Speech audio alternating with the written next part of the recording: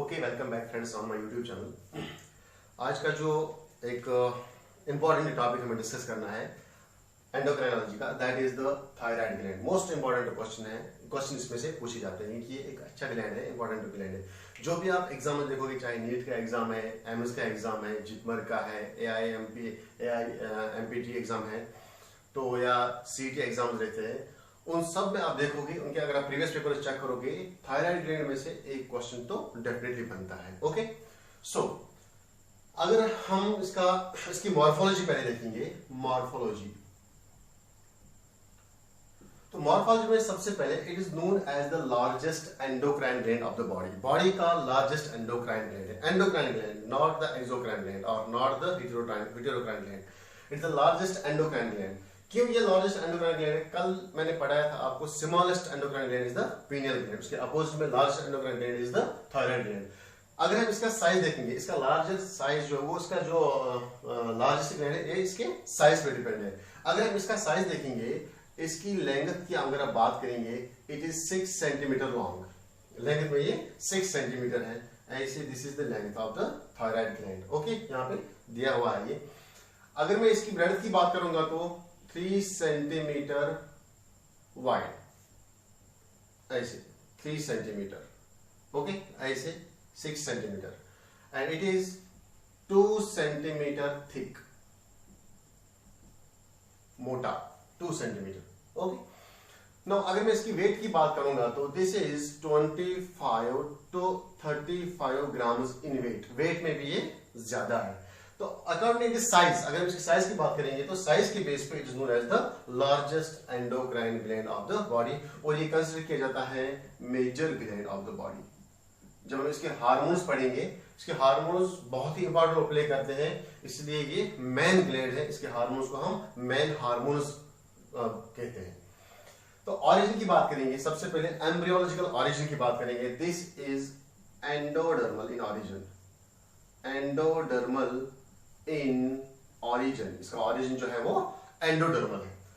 Now shape की बात करेंगे, इट इज एच शेप्ड, और आप बोल सकते हो butterfly shaped. It is butterfly shaped.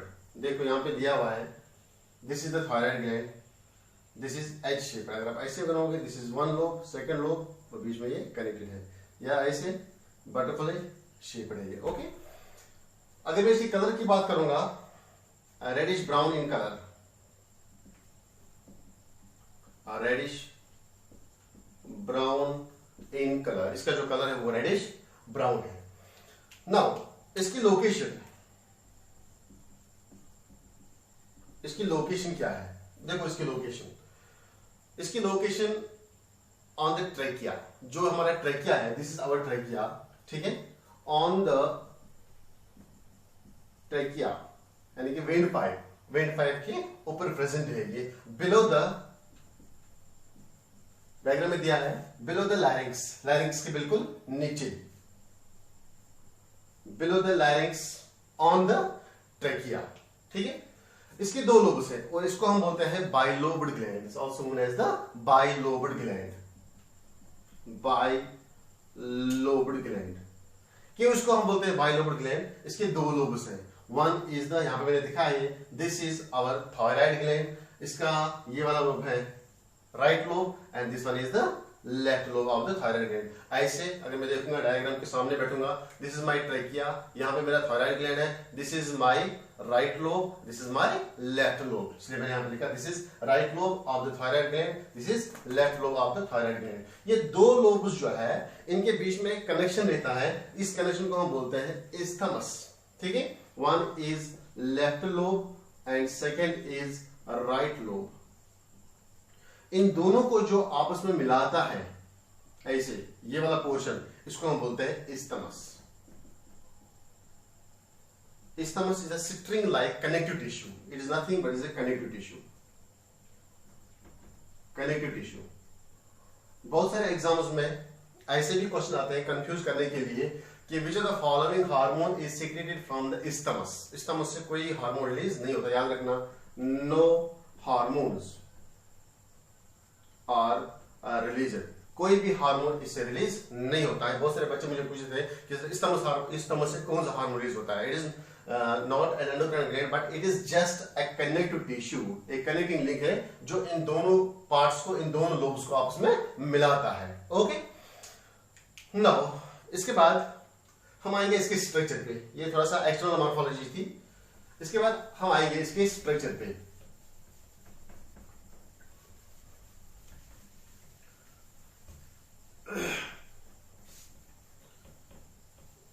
Now जब मैं स्ट्रक्चर देखता हूं इसका, सबसे पहले मैं क्या करता हूं, मैं इसका कोई भी सेक्शन कट करूंगा। ओके, और जूम करके इसको देखो इसके अंदर क्या है। चलो जी इसका सेक्शन बनाते हैं। This is section of the thyroid gland.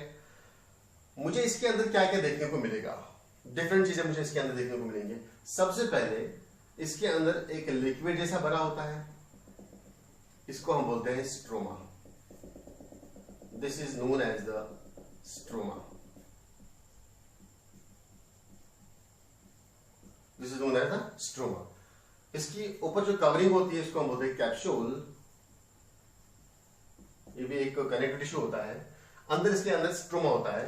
Stroma के अंदर यहां पे ये लोब, एक लोब का मैंने स्ट्रक्चर दिया। This is a lobe. मैंने अभी बोला इसे बायलोबड, मैंने एक लोब का स्ट्रक्चर देखा, ऐसे स्ट्रक्चर दूसरे लोब का होता है। इसके अंदर छोटे छोटे लॉब्यूल्स होते हैं, इनको हम बोलते हैं लॉब्यूल्स। ठीक है, इन लॉब्यूल्स के अंदर ऐसी सेल्स होते हैं। These are the small cells.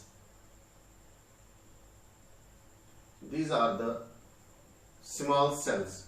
इन सेल्स को हम बोलते हैं थायराइड follicles.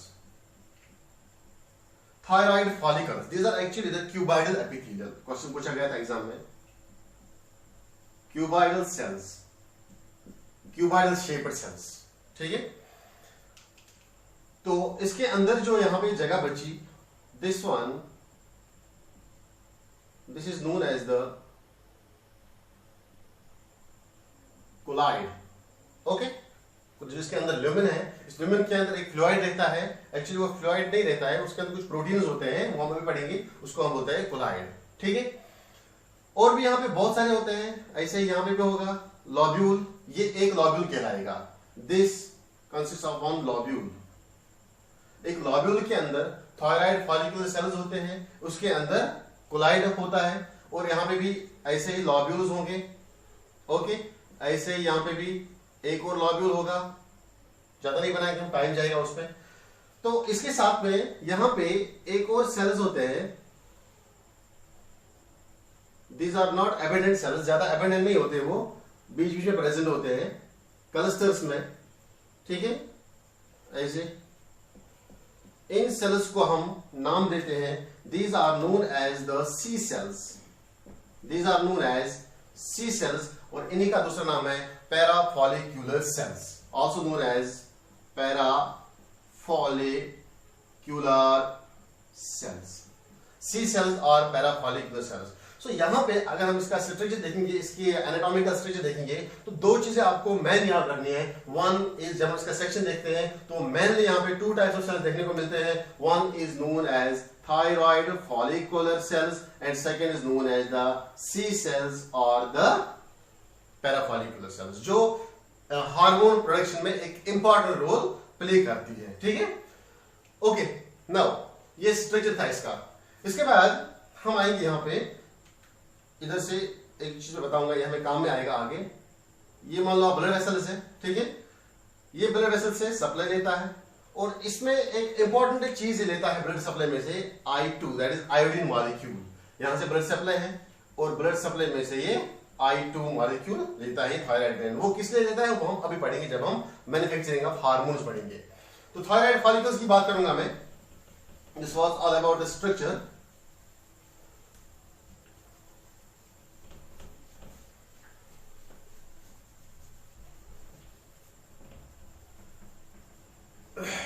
Now,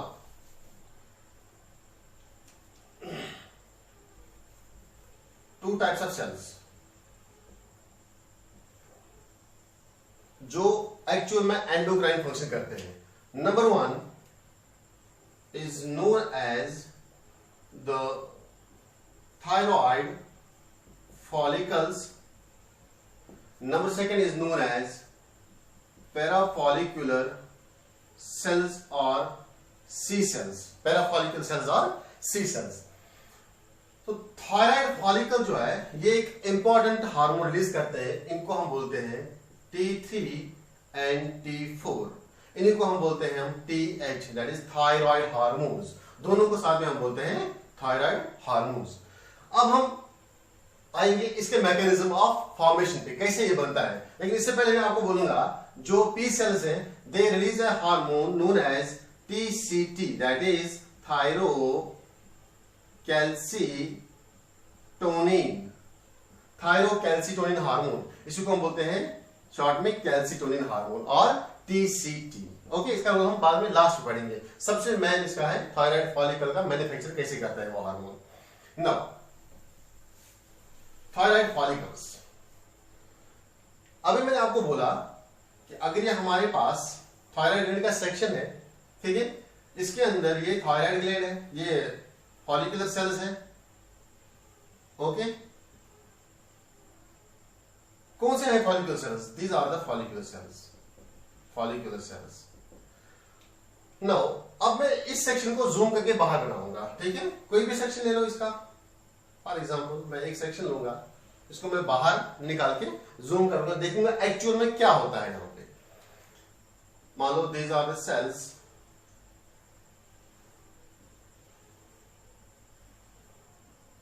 अब मैंने ये समझाने के लिए थोड़े से बड़े बनाए।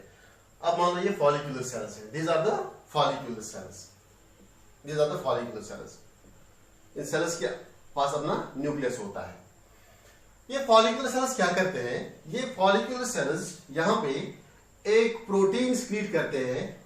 ओके, उस प्रोटीन का नाम है थायरो, मैं लिखूंगा यहां पे, एक प्रोटीन इसे सिक्रीट किया, उसका नाम है थायरोग्लोब्यूलिन, थायरोग्लोब्यूलिन प्रोटीन। ये एक ग्लाइकोप्रोटीन है, a protein attached with the glucose, ठीक है, अमीनो एसिड विद ग्लूकोज। एक ग्लाइकोप्रोटीन है ये, इसका नाम है थायरोग्लोब्यूलिन प्रोटीन। ये थायरोग्लोब्यूलिन प्रोटीन कहां से आया? ये फॉलिकुलर सेल से। जैसे ही इन्होंने ये थायरोग्लोब्यूलिन प्रोटीन सिक्रीट किया इस ल्यूमिन के अंदर, इसको मैंने अभी बोला इसका नाम है कोलाइड, इस कोलाइड के अंदर, तो इस यहां पे दिस इज द थायरोग्लोब्यूलिन प्रोटीन। अब ये थायरोग्लोब्यूलिन प्रोटीन है, जो कि मैंने प्रोटीन का यहां पे नाम लिखा, तो आपने पढ़ा होगा proteins are made up of amino acids, proteins are made up of amino acids. तो यहां पे जो थायरोग्लोब्यूलिन प्रोटीन है इसमें एक मेन एमिनो एसिड रहता है, उसका नाम है टायरोसिन। याद रखना, these are the tyrosine molecules, these are the tyrosine amino acid. Major constituent जो इस थायरोग्लोब्यूलिन के अंदर रहता है दैट इज द टायरोसिन। मान लो जिसका मैं ऊपर से रेड कोटिंग करूंगा वो मान लो आपको टायरोसिन है, this is the tyrosine, this is the tyrosine. Okay, कुछ नहीं बोला मैंने अभी, सिंपल हमारे पास फॉलिकुलर सेल्स है, फॉलिकुलर सेल्स सिक्रीट करते हैं थायरोग्लोब्यूलिन। क्लियर? थायरोग्लोब्यूलिन एक प्रोटीन है, प्रोटीन की कॉन्स्टिट्यूएंसी होती है amino acid, amino acid major जो यहां पर प्रेजेंट होता है that is the tyrosine. Okay, tyrosine. अब क्या होता है यहां पे, अभी मैंने आपको बोला यहां से ब्लड सप्लाई आ रही है, ब्लड सप्लाई आ रही है, उस ब्लड सप्लाई के अंदर ब्लड है। ओके, इस ब्लड सप्लाई के अंदर ब्लड है, तो इस ब्लड में से ये क्या लेता है? I2, that is iodine molecule. Iodine molecule इसको जरूरत पड़ती है तो लेता है। किस लिए लेता है? यहां से इसने आयोडीन मॉलिक्यूल लिया इस सेल ने, और वो आयोडीन मॉलिक्यूल इस ल्यूमिन के अंदर आता है। ओके, और जैसे ही आयोडीन मॉलिक्यूल्स आते हैं वो आयोडीन मॉलिक्यूल्स इन टायरोसिन्स के ऊपर बॉन्डिंग करते हैं। सिंपल सी बात है। क्या बोला मैंने बोला कि जैसे ही टायरोसिन अंदर आता है, यहाँ पे आयोडीन अंदर आता है इस ल्यूमेन के अंदर, दैट इज इस कोलाइड के अंदर, यहाँ पे थायरोग्लोबिन प्रोटीन बैठा है और वो अटैच होते हैं, ये आयोडीन मॉलिक्यूल अटैच होते हैं इस थायरोग्लोबिन के टायरोसिन अमीनो एसिड के साथ। ओके, टायरोसिन अमीनो एसिड के साथ। कुछ अमीनो एसिड ऐसे होते हैं, कुछ टायरोसिन मॉलिक्यूल ऐसे होते हैं जिनके साथ दो आयोडीन अटैच होते हैं, और कुछ ऐसे होते हैं जिनके साथ सिर्फ एक ही आयोडीन मॉलिक्यूल अटैच होता है। मैंने बोला आयोडीन मॉलिक्यूल, I2 मैंने लिखा, I2 one molecule of iodine. अगर मैं ऐसे लिखूंगा twice I2 that is two molecules of iodine, तो ऐसे मैंने यहां पे लिखा कुछ टायरोसिन अमीनो एसिड ऐसे हैं जिनके साथ I2 यानी कि दो मॉलिक्यूल्स ऑफ आयोडीन अटैच होते हैं और कुछ के साथ सिर्फ एक ही मॉलिक्यूल अटैच होता है।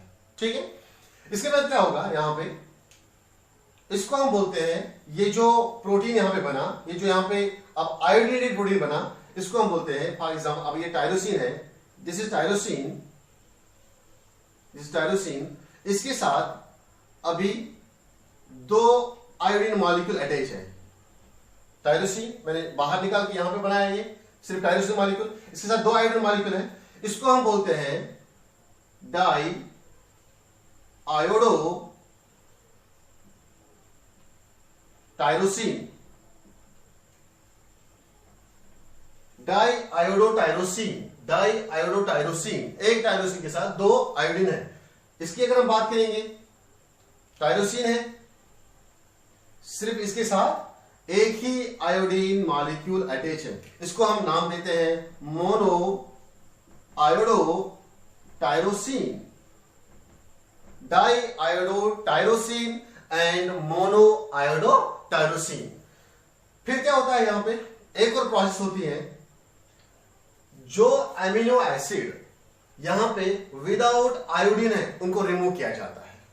करेंगे रिमूव, चलो रिमूव करो, रिमूव करो इसको, रिमूव करो इसको, ये बॉन्ड ऐसे जुड़ेगा, क्या बना, two tyrosine molecules, one tyrosine, two tyrosine, तो आयोडीन कितने इसके पास, one iodine, two iodine, three iodine, एक के पास दो आयोडीन, दूसरे के पास एक आयोडीन, तो क्या बना आगे, दो टायरोसिन के साथ तीन आयोडीन, तो इसको मैं नाम देता हूं ट्राई आयोडो थायरोनीन, ट्राई आयोडो थायरोनीन, इसी का नाम है T3 हार्मोन, ऐसे बनता है T3 हार्मोन। तो अगर हमारे पास कंडीशन ऐसी होगी, दो टायरोसिन मॉलिक्यूल, मान लो यहां पे इसके साथ दो थे अटैच, ओके, इसके साथ भी दो अटैच थे, ऐसे ये दो इसके साथ जुड़े, क्लियर। अब ये दो टायरोसिन है और चार आयोडीन है, तो दो टायरोसिन चार आयोडीन,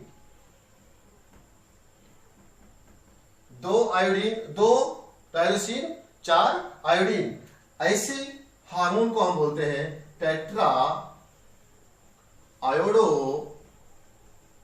थायरोनीन, इसी का नाम है थायरोक्सिन, इसी का नाम है थायरोक्सिन, इसी का नाम है T4 हार्मोन। इस तरह से the T3 hormone and the T4 hormone are combinedly known as the T3 hormone and the T4 hormone, इन दोनों को हम मिला के बोलते हैं TH, that is thyroid hormones. Okay, this is the manufacturing of the hormones. ठीक है, जो टर्म ऑर्गेनिफिकेशन को हम बोलते हैं। ओके, तो ऑर्गेनिफिकेशन, व्हाट इज ऑर्गेनिफिकेशन, किसको हम बोलते हैं ऑर्गेनिफिकेशन। अब हमारे पास T3 और T4 आ गया हार्मोन, ये T3 T4 ये प्रोसेस कहां पे हो रही है, अभी मैंने बोला इसका सेक्शन मैंने लिया था, ये प्रोसेस यहां पे हो रही थी, आयोडीन कहां से लिया इसने, बाहर से, दैट मींस ये T3 और T4 अभी हमारे इस कोलाइड के अंदर बैठे हैं। ठीक है, तो इस ये पहले क्या था, थायरोग्लोबुलिन, थायरोग्लोबुलिन को क्या ऐड हुआ, iodine. The addition of iodine molecule to the thyroglobulin, इसका नाम है organification. The organification of thyroglobulin molecule occurs here. तो अब ये T3 T4 हमारे इस कोलाइड के अंदर आ गए। क्या होगा इसका, एक चीज और याद रखना आपको पड़ेगा यहाँ पे, ये अब यहाँ पे T3 T4 आ गया, T3 T4 हमारे इस कोलाइड के अंदर, यहाँ पे ये T3 T4 स्टोर किए जाते हैं, these are stored। यहाँ पे आपको एक और चीज याद रखनी पड़ेगी कि जो थायराइड ग्लैंड है, थायराइड ग्लैंड ये एक ऐसा वाहिद ग्लैंड है जो अपने सिक्रीशन को स्टोर करता है। it secretes, it stores its secretion।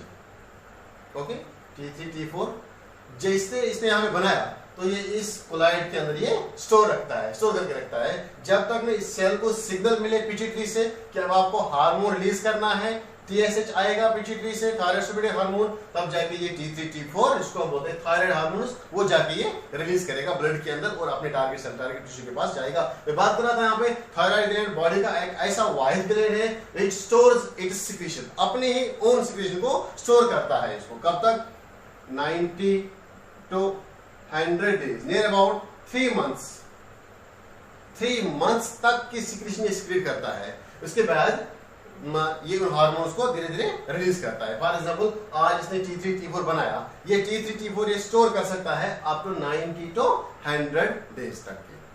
Okay, तो ये was all about the manufacturing of T3 and T4। याद रखना टर्म ऑर्गेनिफिकेशन, जब हम ऐड करते हैं आयोडीन मॉलिक्यूल्स इन इस थायरोग्लोबुलिन को तो ये टर्म कहलाता है ऑर्गेनिफिकेशन। नाउ इसका main role, important role of T3 T4। अभी मैंने बोला this gland is known as the main gland और major gland of the body.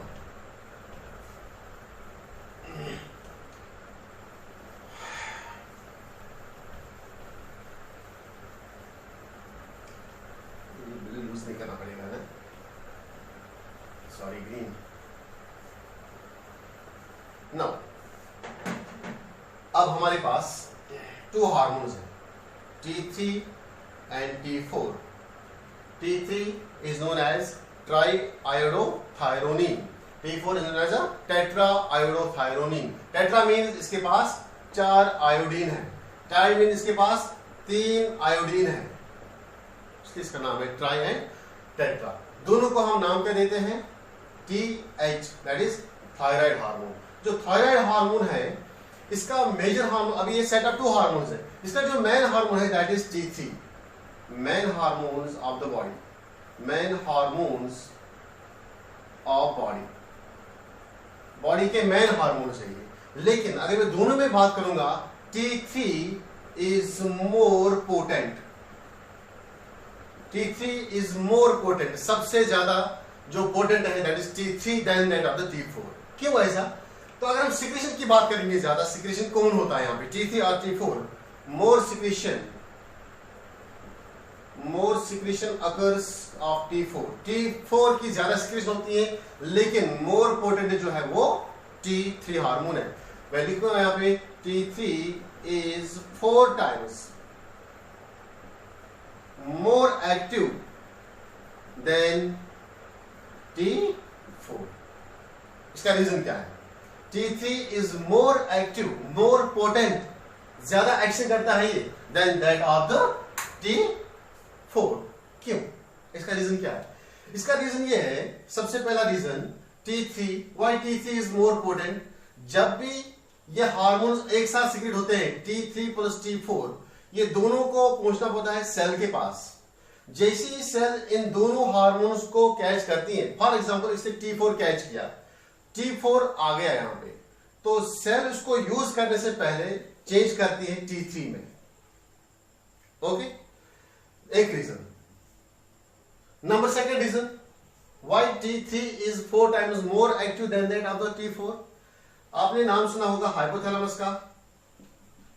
Hypothalamus एक हार्मोन रिलीज करता है, उसका नाम है TRH, thyroid releasing hormone.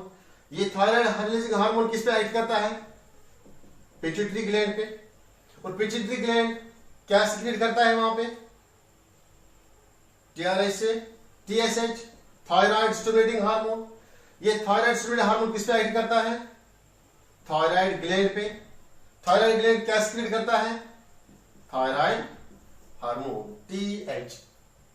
Okay, तो ये TH जो है, अब इसमें दोनों हार्मोन्स हैं, T3 भी है यहां पे और T4 भी है, लेकिन यहां पे सिग्नल भेजना है।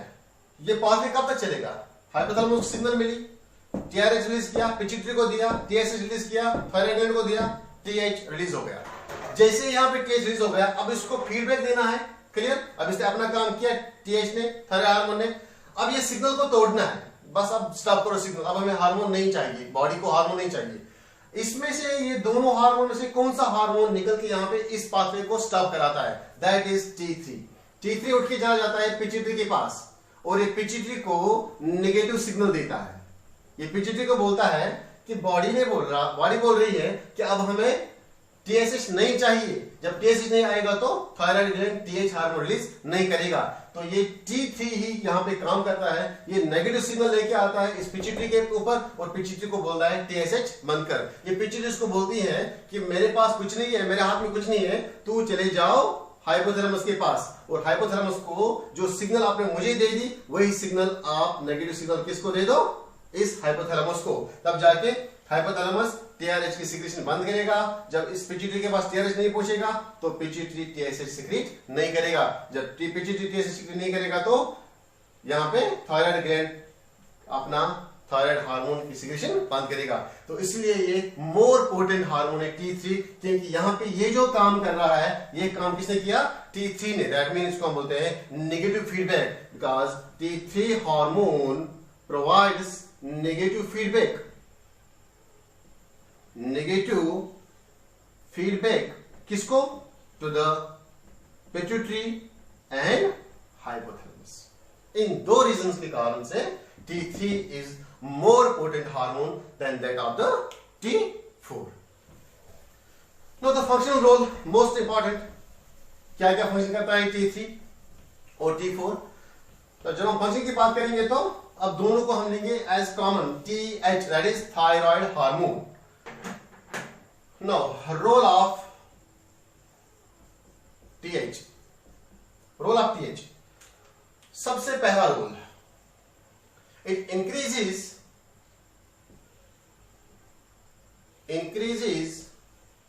the BMR of body।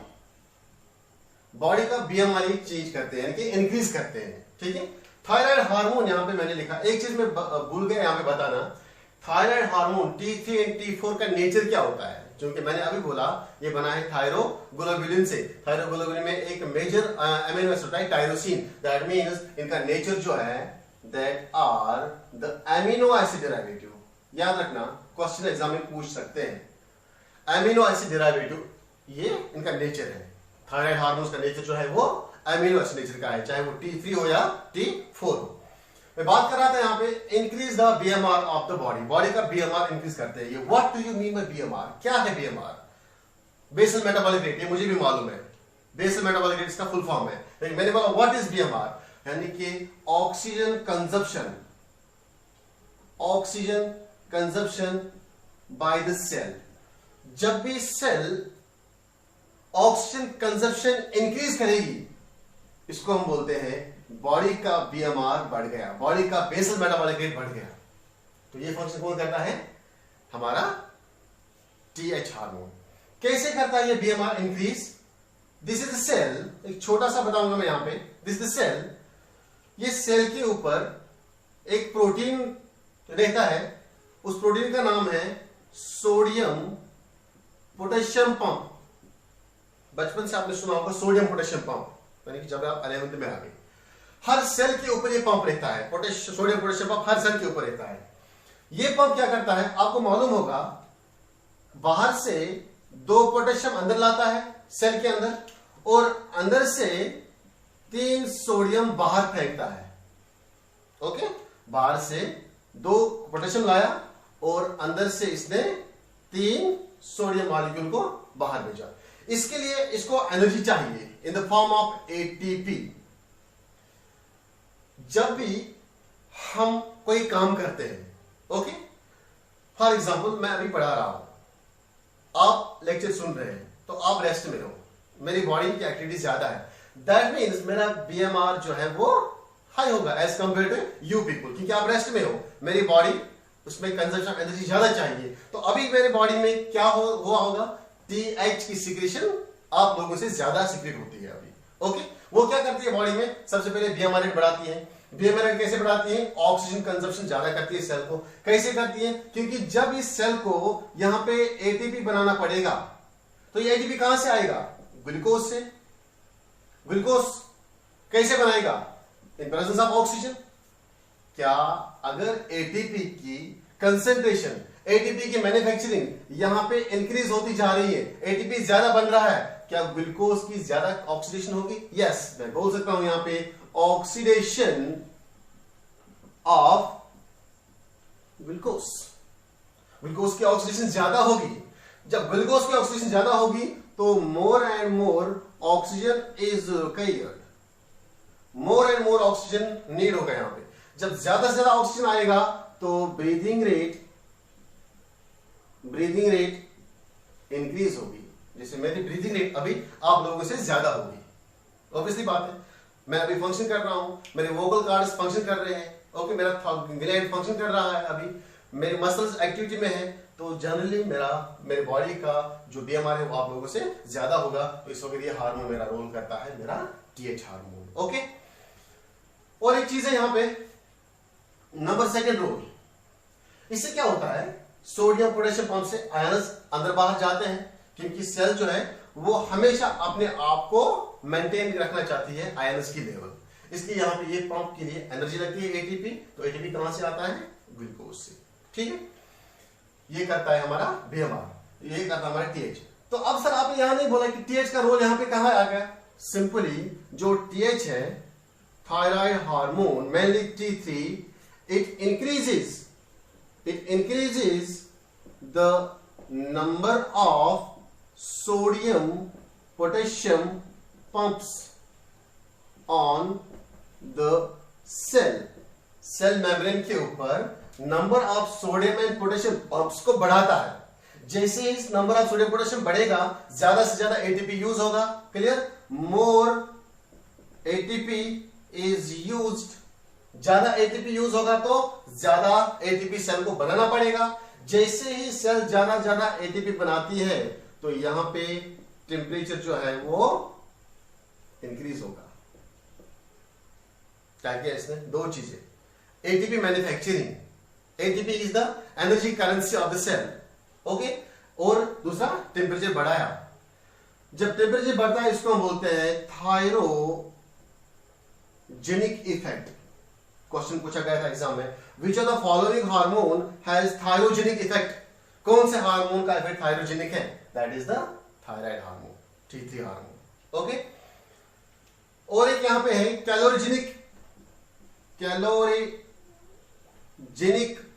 Effect.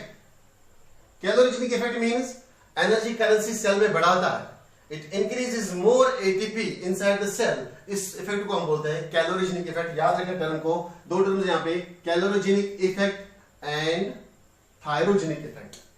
ये दोनों इफेक्ट कौन रोल करता है, हमारे T3 and T4 hormones. Second role आपकी एनसीईआरटी लिखती है, it performs the metabolism of carbohydrates.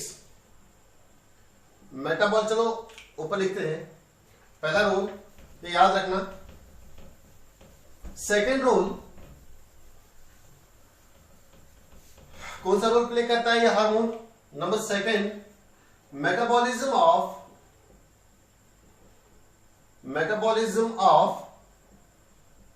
carbohydrates, metabolism of fats and metabolism of proteins। ये क्या है, metabolism of carbohydrates, proteins and fats। this is the blood level, this is the blood vessel, इसके अंदर blood है, सबको मालूम है। ये ग्लूकोज है, नॉर्मल लेवल होती है, ठीक है। This is our liver, this is liver. Liver is the factory of glycogen, मालूम है आपको। एक्स्ट्रा ग्लूकोज जो सेल देती है वो फटक से किसको देती है? लिवर सेल को, हेपेटिक सेल को। कल ही मैंने पढ़ाया in the form of glycogen. तो जैसे ही यहां पे T3 hormone, T3 T4 hormone आता है, वो इन लिवर सेल्स पे एक्ट करके इस ग्लाइकोजन को चेंज करता है ग्लूकोज में। ग्लाइकोजन को चेंज करता है ग्लूकोज में। कौन से ग्लूकोज को? ग्लाइकोजन को। लिवर के ग्लाइकोजन को कन्वर्ट किया ग्लूकोज में और उस ग्लूकोज को डाला हमारे ब्लड वेसल के अंदर।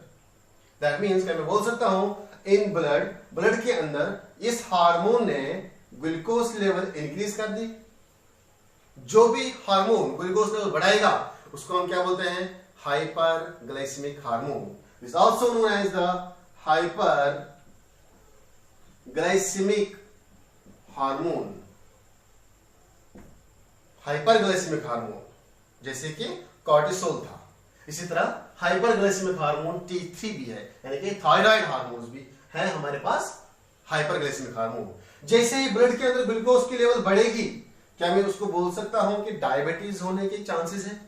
यस, डायबिटीज होने के चांसेस है। That is also known as the diabetogenic hormone. याद रखना, 3 टर्म मैंने बताया यहां पे। One is the diabetogenic, second is the thermogenic, third is the calorogenic hormone। तीनों का नाम है TH। ओके, इसका रोल मैंने बोला। ब्लड में जैसे भी ग्लूकोज लेवल बढ़ेगी वो किसका इफेक्ट है? डायबिटोजेनिक इफेक्ट, और also known as the diabetogenic effect. इसलिए इसको हम बोलते हैं डायबिटोजेनिक हार्मोन। क्वेश्चन आ सकता है, एक एग्जाम में क्वेश्चन पूछा गया था, शायद एमएस में पूछा गया था question, the following hormone is known as the which of the following hormone has a diabetogenic effect? That is the T3 and T4। एक और चीज यहां पे आपको मालूम है, लिवर सेल्स फैट भी स्टोर करती है। ओके, इस फैट को ये T3 T4 आके इसको भी ग्लूकोज पे कन्वर्ट करते हैं, और ये ग्लूकोज लिवर से लाके हमारे ब्लड वेसल के अंदर डालता है। इस प्रोसेस को मैं क्या बोलता हूं? जब नए सोर्सेज से, the sources without carbohydrates, carbohydrate sources के बगैर अगर किसी और सोर्स से इसने ग्लूकोज बनाया, उस प्रोसेस को मैं बोलता हूं न्यू सोर्सेज जेनेसिस। सिंपल सी बात है, ग्लूकोज बनना नए सोर्सेज से। ये नए सोर्स का मतलब क्या होता है? फैट से, यानी कि विदाउट कार्बोहाइड्रेट सोर्स। इस प्रोसेस को हम क्या बोलेंगे? ग्लाइकोजन जब चेंज किया इसने ग्लूकोज में, ग्लाइकोजिनोलाइसिस। सिंपल है, यहां पे ग्लाइकोजिनोलाइसिस। क्या मैं बोल सकता हूं this hormone is also performs the function in the process of glycogenolysis and glyconeogenesis? Yes, it obviously plays the role in these two processes. Now, carbohydrate metabolism आ गया, फैट मेटाबॉलिज्म आ गया। जब फैट की ग्लाइकोनियोजेनेसिस होती है उसको हम क्या बोलते हैं? लिपोलिसिस। इट ऑल्सो लिपोलाइसिस, इस तरह को मैं बोल सकता हूं लिपोलिसिस भी। ना प्रोटीन्स पे आ जाओ, प्रोटीन मेटाबॉलिज्म नंबर इसी का है प्रोटीन। यहां पे 2 प्रोसेस है, एक है प्रोटियोलिसिस, दूसरा है प्रोटियोजेनेसिस। लेकिन यहां पे जो T3 T4 है, दे परफॉर्म द प्रोटियोजेनेसिस। प्रोटियोजेनेसिस क्या है? प्रोटियोजेनेसिस, जेनेसिस मींस बनना। ओके, सिंपल इसको हम अपनी लैंग्वेज में बोलेंगे protein synthesis. Protein synthesis, that means ये हार्मोन, याद रखना, ये हार्मोन T3 हार्मोन जो है कभी भी प्रोटियोलिसिस नहीं करता है। They always and always performs the proteogenesis, also known as the protein synthesis. कहां से? From amino acid. जो भी ब्लड के अंदर एमिनो एसिड होता है उनको प्रोटीन बना के सेल के अंदर रखता है। जब भी सेल के अंदर प्रोटीन सिंथेसिस होगी तो मैं बोल सकता हूं बॉडी ग्रोथ करेगी। Yes, that means this T3 and T4 hormone has direct impact on the body growth, all types of growth, whether it is, देखो, mental growth, it may be mental growth, it may be the physical growth,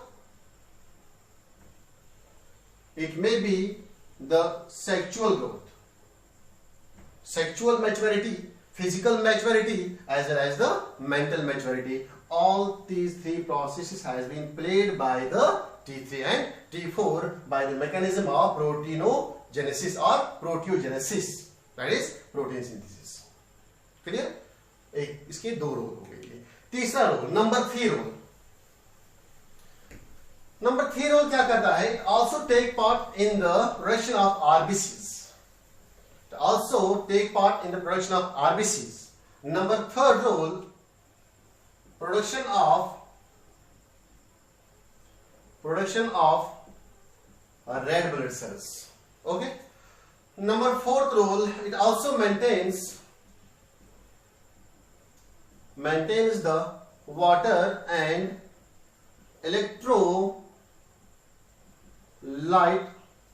balance in the body. Also maintains the water and electrolyte balance in the body, क्योंकि इसका action जो है वो कुछ हद तक kidney tubules के ऊपर भी होता है।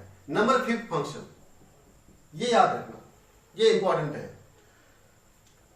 जो T3 है, T3 ओके,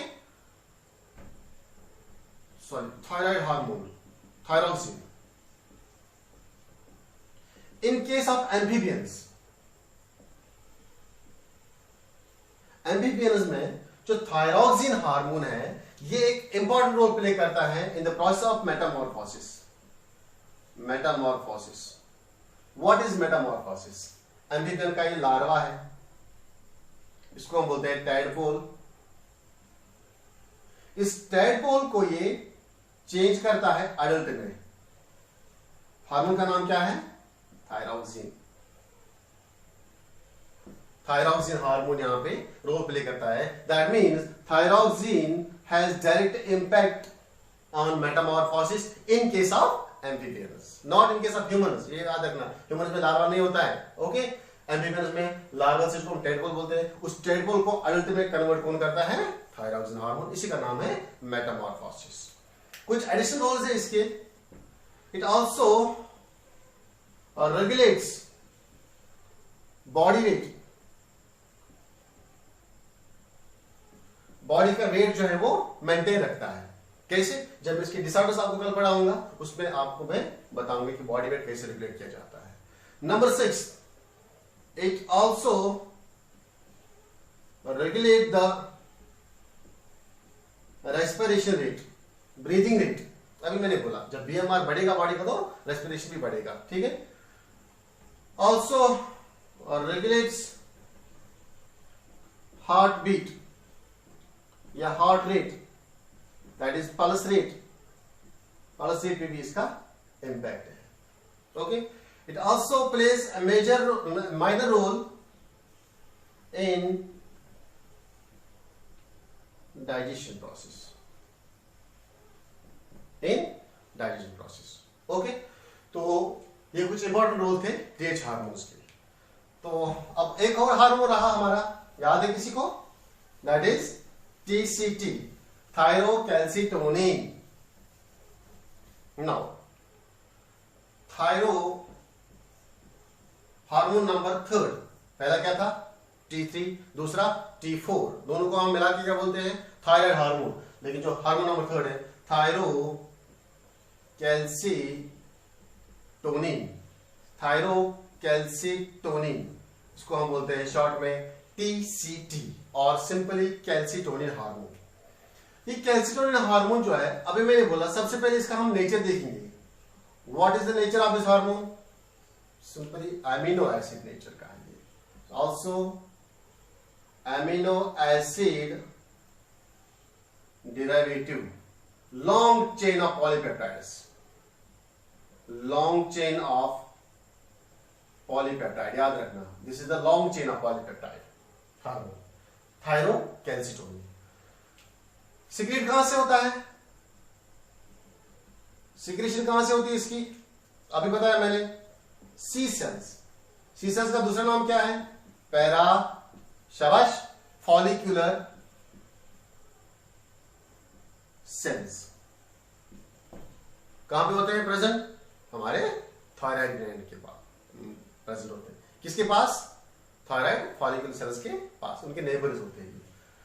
नाउ सिक्रीशन काज, क्या काज होता है सिक्रीशन का, क्यों ये हमारे ब्लड के अंदर आता है, क्या जरूरत है इसकी? सबसे पहले it regulates calcium level in the blood. Okay, पहले मैं बताऊंगा सिक्रीशन का काज क्या है। This is our blood, blood के अंदर कैल्शियम प्रेजेंट होता है, दिस इज द कैल्शियम। जो नॉर्मल कैल्शियम लेवल है हमारे ब्लड के अंदर that is 9.5 to 10 mg per 100 ml of blood. This is the normal calcium diphosphates level in the blood. अगर ये कैल्शियम लेवल किसी भी कारण से बढ़ जाएगी, increase calcium level in blood, increase calcium level in the blood. For example अभी calcium बढ़ गया, आपने कोई कैल्शियम रिच फूड लिया, जनरली ऑब्वियसली कैल्शियम बढ़ेगा ब्लड में। जैसे ही कैल्शियम बढ़ेगा ब्लड के अंदर, ये कैल्शियम जो है हमारे पिट्यूटरी ग्लैंड को सिग्नल देगा। It signals, sorry pituitary gland को नहीं, it signals the parafollicular cells और सी सेल्स। सी सेल्स को सिग्नल मिलती है कि ब्लड के अंदर कैल्शियम की लेवल 10 mg से ज्यादा होगी, आप अपना हार्मोन रिलीज करो। तो जैसे ही इन सी सेल्स को सिग्नल मिलता है, ये सी सेल्स सिक्रीट करते हैं TCT, thyrocalcitonin, inside the blood. तो जैसे ही ये थायरोकैल्सिटोनिन इस ब्लड के अंदर आ गया, ठीक है, इस ब्लड के अंदर जितना भी कैल्शियम था उस कैल्शियम को ये लेके जाएगा कहां पे, चलो भाई कहां पे, इस कैल्शियम को लेके जाएगा in our bones, in the bones, bones के अंदर, ठीक है। अब मुझे बोलो, ये कैल्शियम लेवल ब्लड के अंदर बढ़ाता है या कम करता है? कैल्शियम लेवल यहां पे बढ़ गई थी, हार्मोन आया, इफेक्ट किया ब्लड सेल्स के ऊपर, ब्लड के पास, और यहां से कैल्शियम लेके गया और उस कैल्शियम को डिपॉजिट किया हमारे बोन्स के अंदर।